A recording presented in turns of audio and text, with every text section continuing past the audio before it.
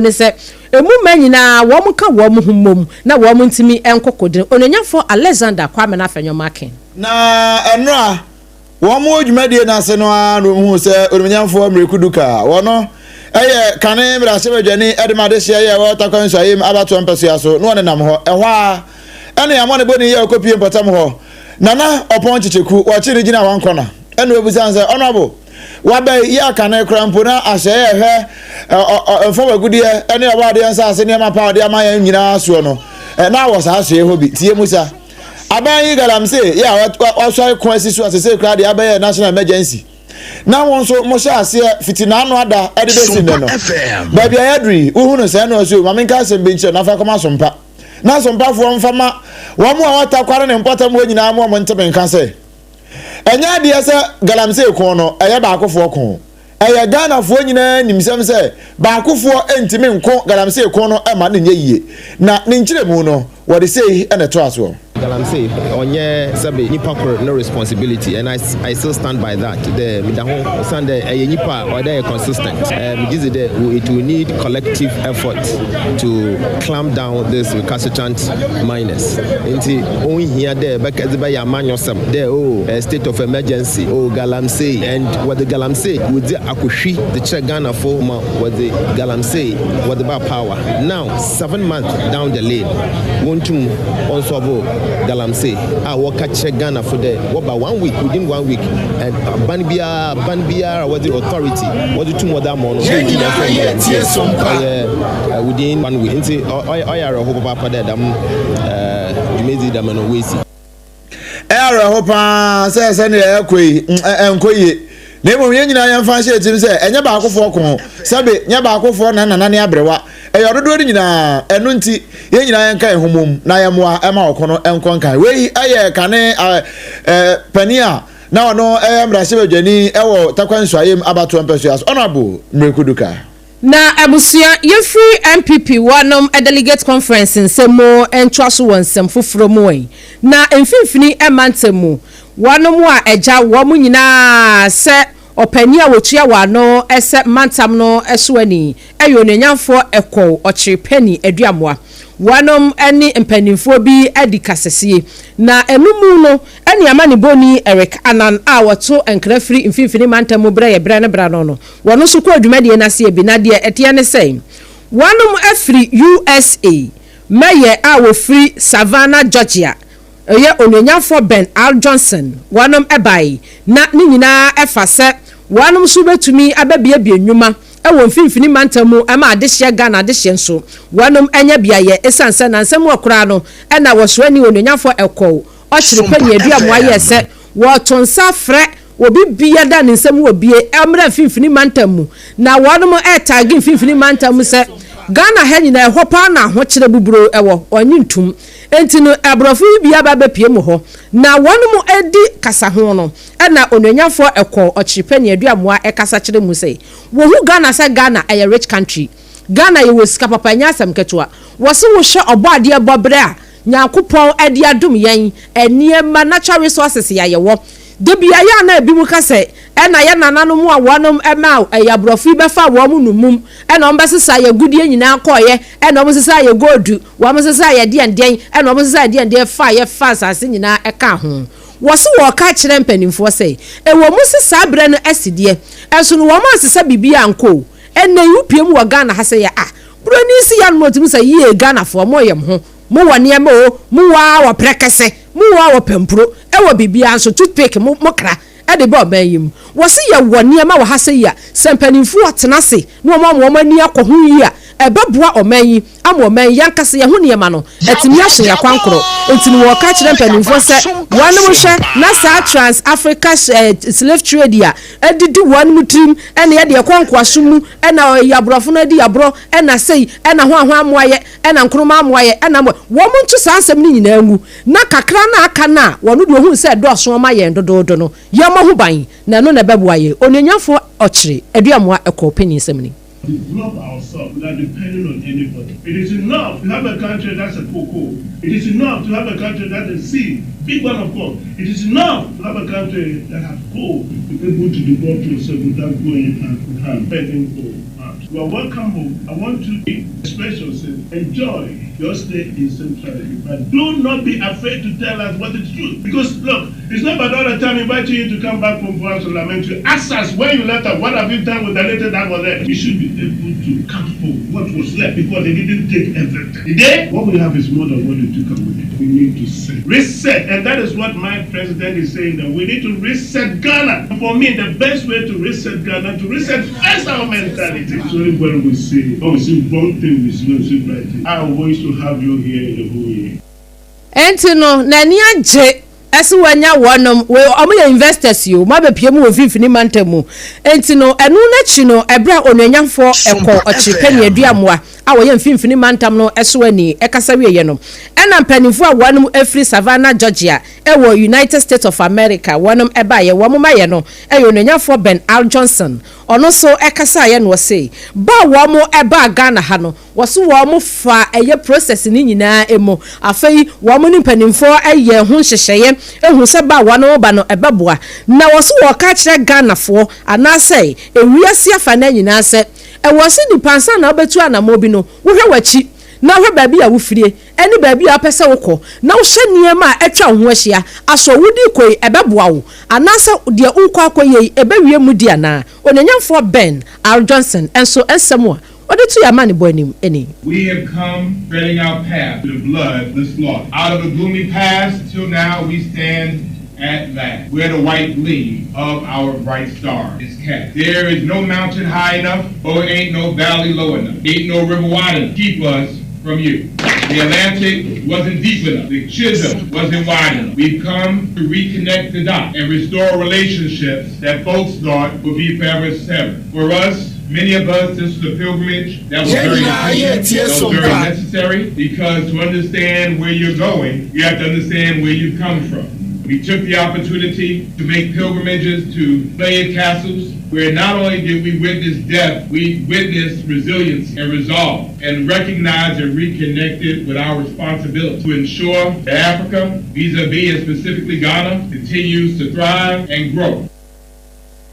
Openi okasa ye meye ya wo free Savannah Georgia ewa United States of America ebaye onwanyamfo Ben Al Johnson emfimfini mantemo ewa abra wanom aba wamo ebaba be ye nnwuma abiebie nnwuma we wanom eye investors a wamo kwahia Central Regional Minister onwanyamfo eko ochipani aduamoa na wode sansemi etu dwanti no oman ne de ye wo bio ye wo bi papa nyasam ketwa abrofo no ene wamo mufri amama ahodo so wamo ba mu se Ghana da bi nyame ani abro ye wani ama na de ne wamu hui aye te dase abra ne am ye kora so ne de ne nam da biala la sulala saa enti kakra na ye wo no ye hye ne am ye ni nko ho ne ye fa mobra na no ene beboa ye yamani boni Eric Anan ene tu sankra yi efri fifini mantemu ebra ye na abusia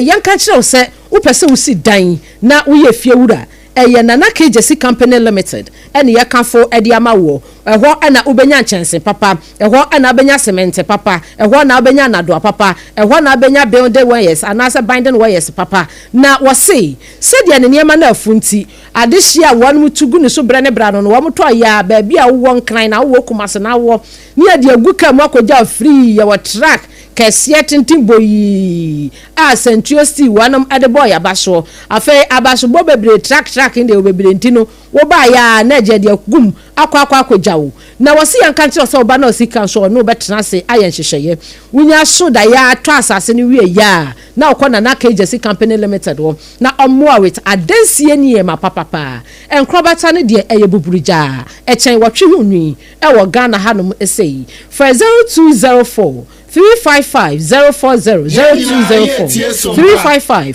355-040 na oba nyankopon ya adomu we nesa bosome ne so nesa adwuma wo yakura yentua aka wo ye da ya nyankopon akatua ne de ohwe se oyo oba amenu poso nche wo nyankopon akatua de ohwe enti ne se bia wonya wadwin se opasa wo fa afuro nesa maya meso da wo no hwe jai na eyi na krokrokro achew enti ne eba na wo hu ayo from eye secure sanitary pad enu na wasa wutumi edemo wudi siesie ho oba ema wo ma ayom no atimi agina brane ema wo ma ayom no adimu wenu enhyehye ema rashes bi engu wo side and side no sedie edamoto no per kwati na ewom no oba e ma feel secured e ma wadwemu da ho fine we se wo de tale silicon panty mu a ekye no enya asem ketwa eso why by tre we no leakage e na afen so se wankasa wo bo a wo se wo bo pad ankasa e secure sanitary pad se de e ma no e boje so no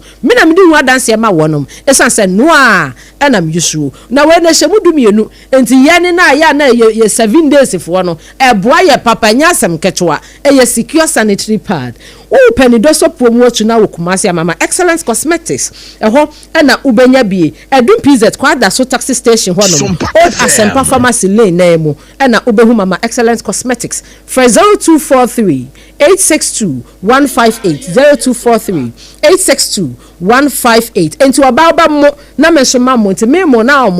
na mo kopense menopause e ba chi yen e secure sanitary pad na ya kan chiro say one wo mu di kan di homeopathy esa yade e wo Ghana ha e endpoint homeopathic clinic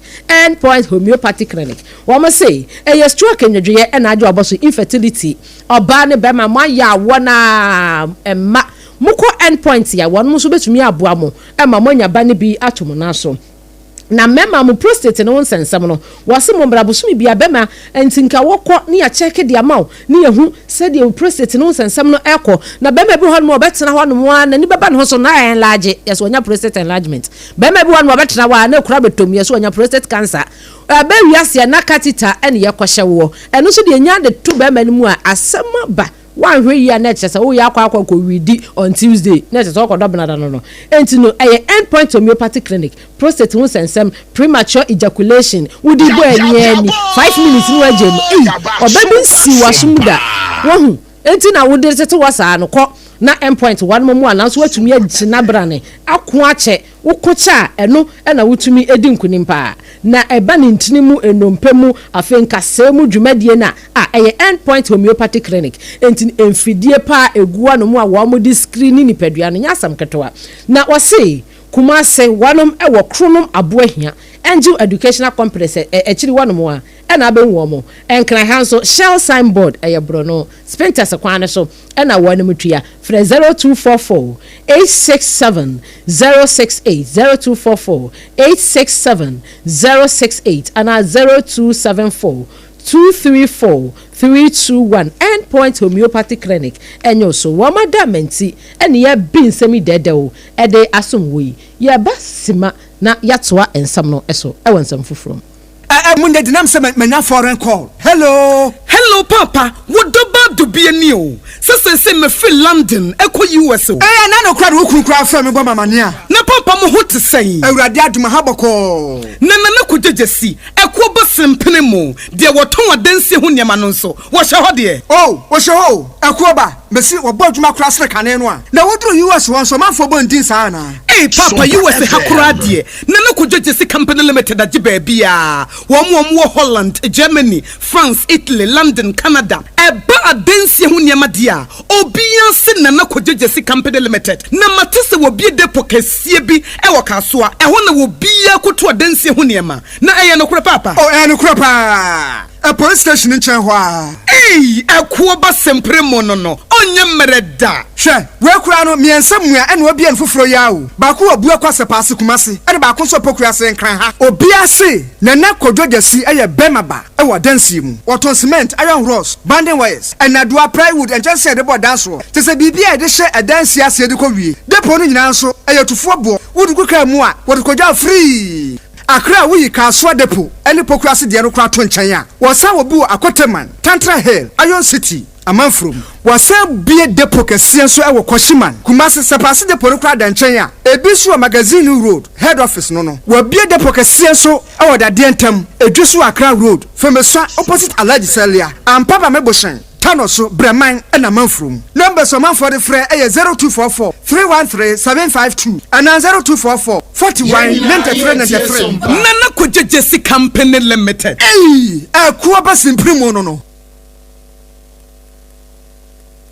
endpoint homeopathy clinic Ghana had the obi enim sesa ye prostate na baby omutimi ye screening ema hu ni ye etu ase a na eye endpoint homeopathy clinic anase eye kidney eye liver problem wo fa baby ena adjujo na de fa ne premature ejaculation no a ba ma bi a wo ne wodofo akwakwahia asa wo di ne ho agro asa wo tonte ene ye bra endpoint homeopathy clinic na ye moa wo ema ne mema mo pa wo eye endpoint homeopathy clinic wo mo da mufua yare bia infections bi ne wo ho anase bia wo hwa wo fa baby na adjujo kidney problem prostate de eye endpoint homeopathy clinic kuma se ubehu endpoint homeopathy clinic e wo kronoma boy here ena akra hanso so de wo mu ginamu ankasa e wo spintex bebre friend share signboard no huduro na ubusasa wo pe endpoint homeopathy clinic obia e be kire for endpoint e wo 0244867068 ena 0274234321 endpoint homeopathy clinic wo mu demufua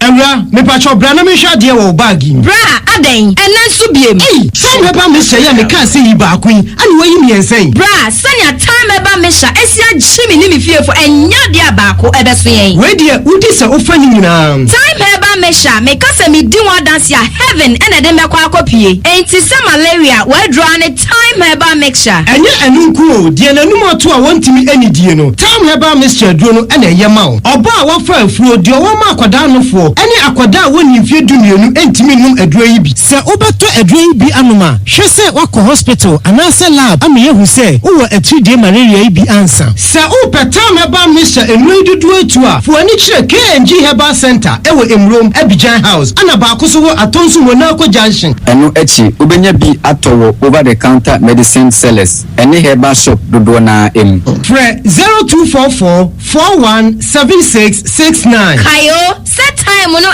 TIME time herbal mixture afi malaria fever bi adani ziba ewo munu betu akọ FDA agi adwade nkratu yi atu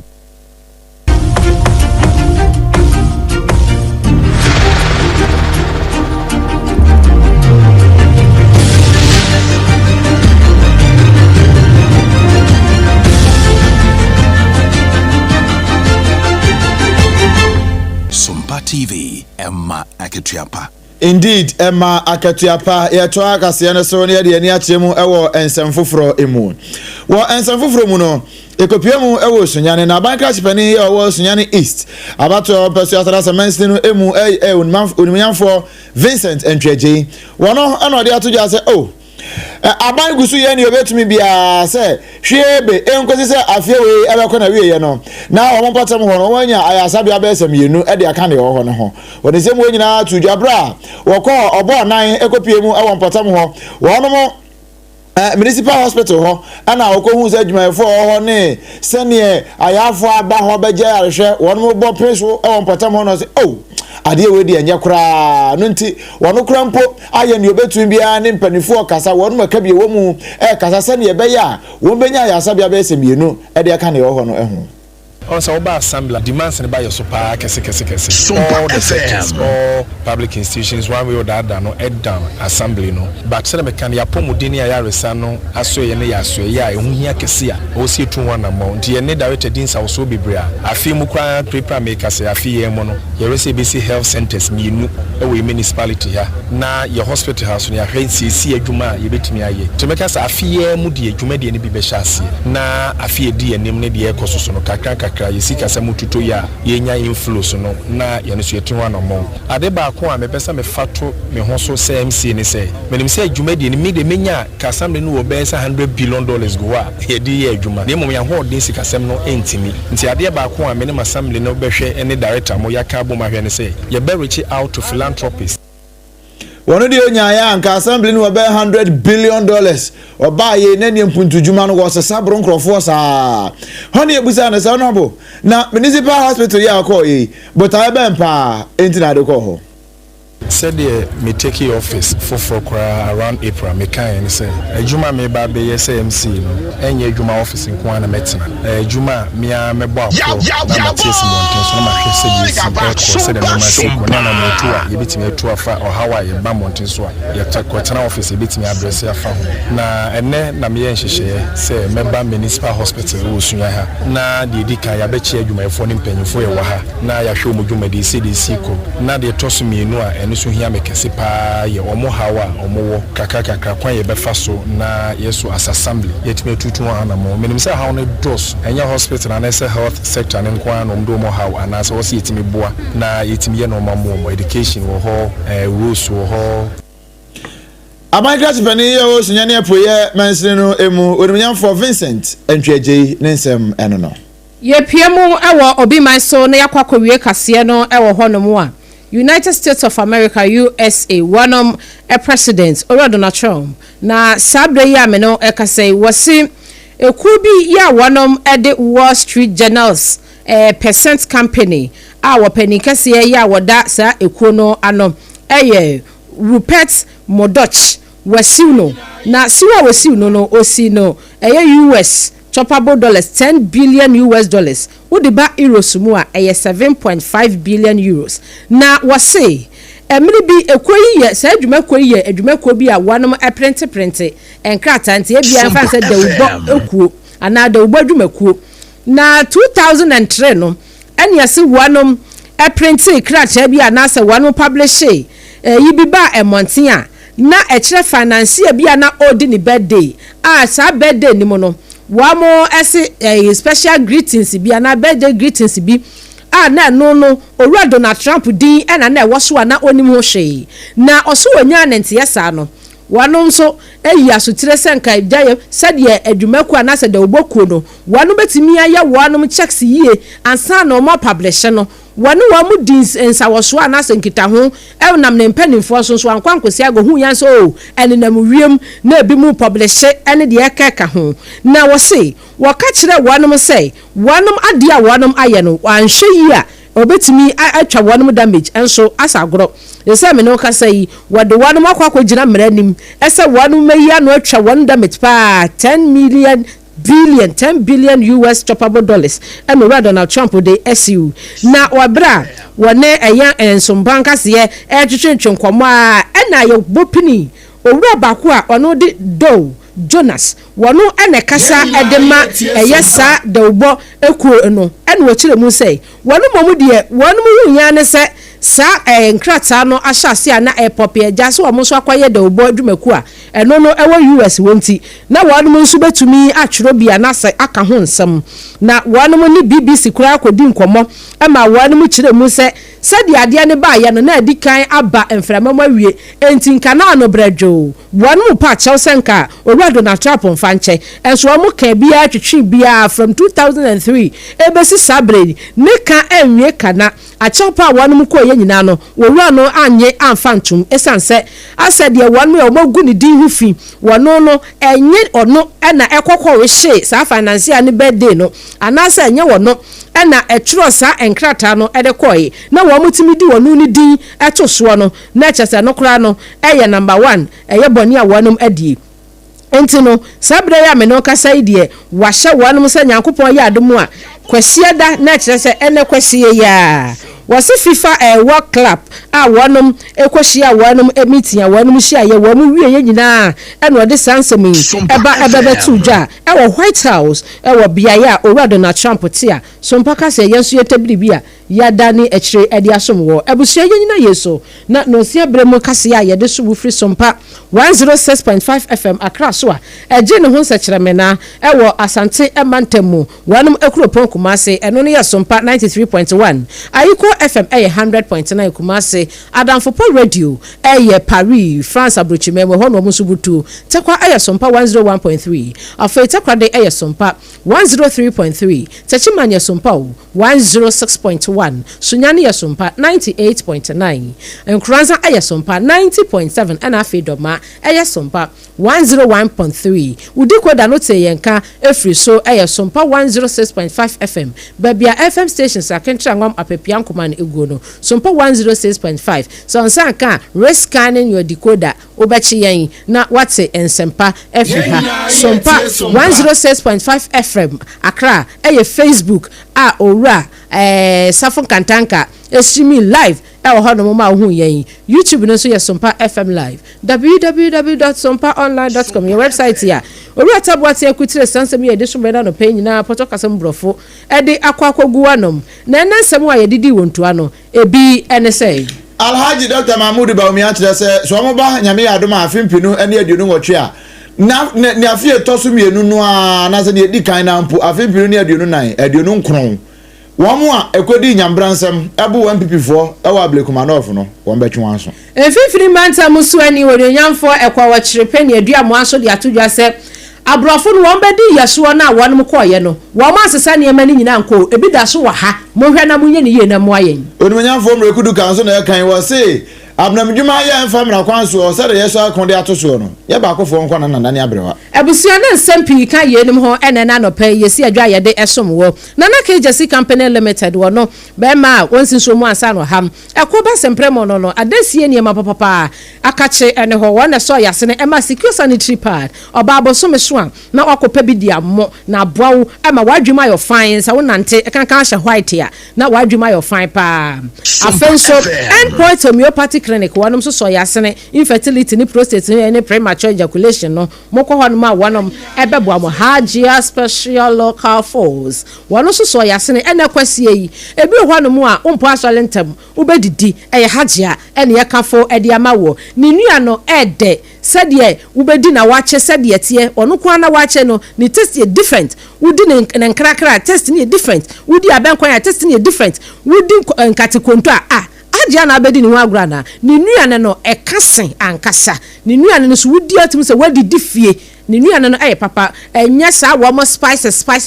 nuane no ebia we yɛ Hajia special local force entina busua wo behu yɛ kyira kwan ɛwɔ nkran ha ya sɛdeɛ obetumi aba no aba gye wudie nti yɛmfa wɔn mo kyira kwan na ɛma banku ne tilapia opa peperesa konkonte opa rice upa muturo upa bibia aduane bia mpɛsie ɛna obehu yɛ kyira kwan na waba betobi atomic quantum point so yɛwɔ hatwo atomic quantum point so yɛbɛn yɛne transition funeral home no yɛbɛn wɔn pɛɛ machira we etiatia kora TikTok and Instagram ni bia social media handles ni nyina no eye Hajia local special force fa yen ni afa aduane ni bi mra ye delivery e kwa nkran ha bia 0246 359 921 matumebo pasa say na kwesi mpese udi Hajia aduane na utumebo odi sompa ye boa bra yen si ya kanfu baby pa e de amount 0246 359 921 and 0535 484 392 and afi 0594 797 215 obi se min last number na so mani bio 0594 797 215 eye Hajia ma freno na wo mo fa aduane bia wo pebia emfa emrewo ebusua ye nase obra no adaje a wunya ma yen ena no pay e ma ye be kase dede wi e de esom wo hu ye wo Facebook ne so a eye Sarfo kantanka ene twa ye Facebook ne YouTube nyina ye twa ne pese e ma adehia ye so ye je penny ne be nsemi e ma me din abena badu adepa kofi menembra obrempona na kwaku